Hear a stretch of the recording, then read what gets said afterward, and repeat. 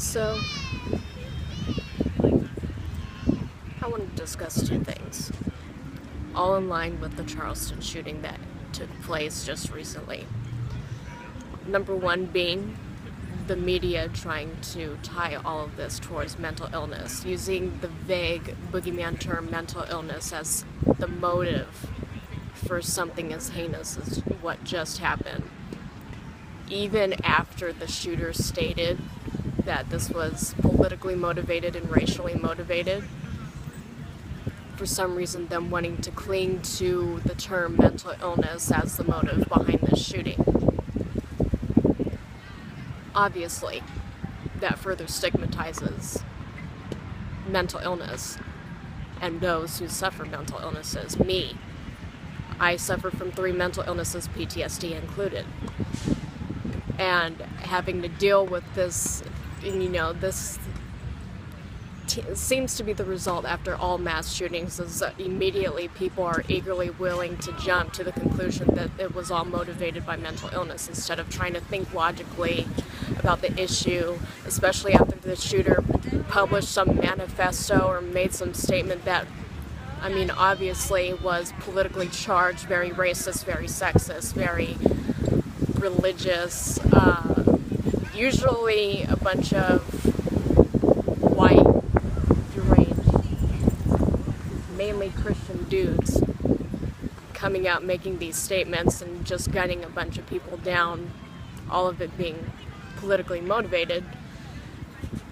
It being very obvious days or even hours after the line of events took place, and the media still wanting to cling to mental illness just further stigmatizes the issue, makes it so that it's virtually impossible for people like me to seek counsel or to even talk publicly about our mental illnesses without there being some stigma attached to it, without somebody watching me cautiously thinking that one day I'm going to go postal and just go and start shooting everybody and just snipe everyone down.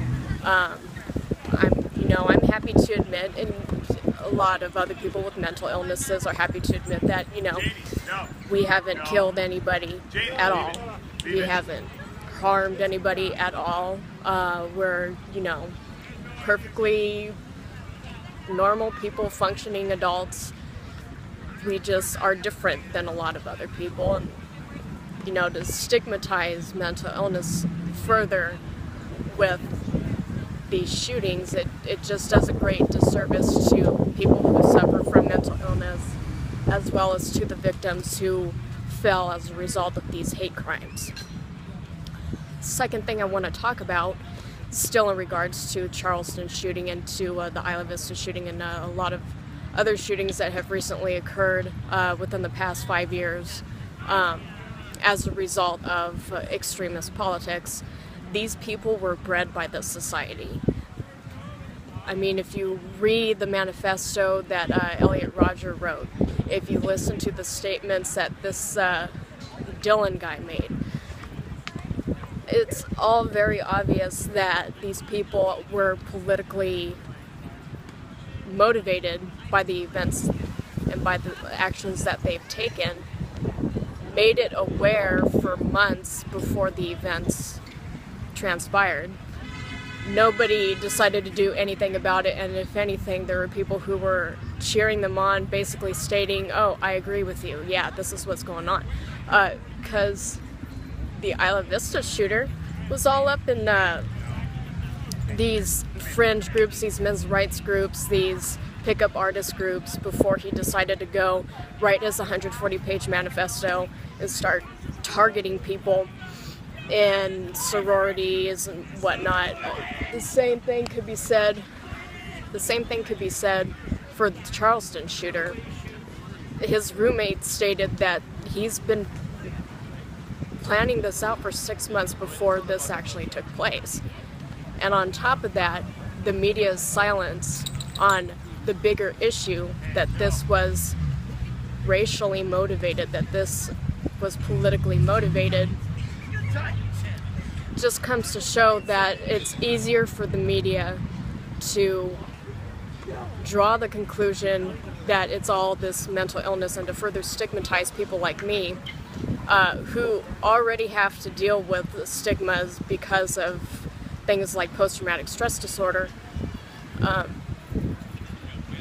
as opposed to just addressing the issue that the United States is still a very racist country, that the racism did not just evaporate with the election of President Obama into office, that, you know, we still have South Carolina wanting to fly the Confederate flag and other people just saying that they agree with the shooter, that are publicly coming out and making very racist, very extremist statements in support of the shooter, just like what transpired with the Isla Vista shooting, when you had men's rights activists coming out stating that they supported Elliot Rodger and that it was all women's fault that this had happened.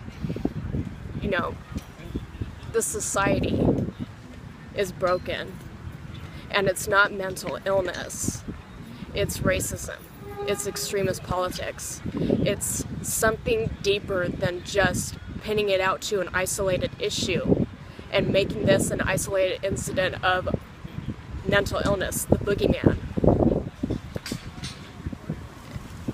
It's society. This country was built on racism. This country was built on sexism. This country was built on slavery. So,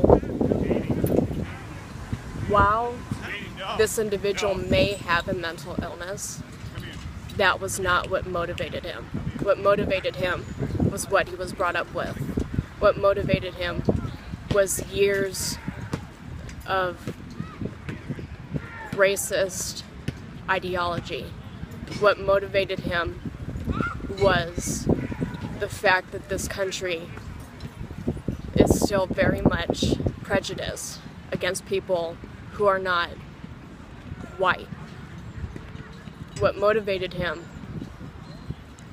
was the fact that the media, that society, that even some parts of the education system, most likely where he was brought up on, state that racism is okay, that having these ideologies and that regarding people as inferiors is an okay mentality to have. He was not motivated by anything other than the extremist politics that he was bred with, that he was raised with, and that he embraced and took action upon. The motive was not mental illness. The motive was racism.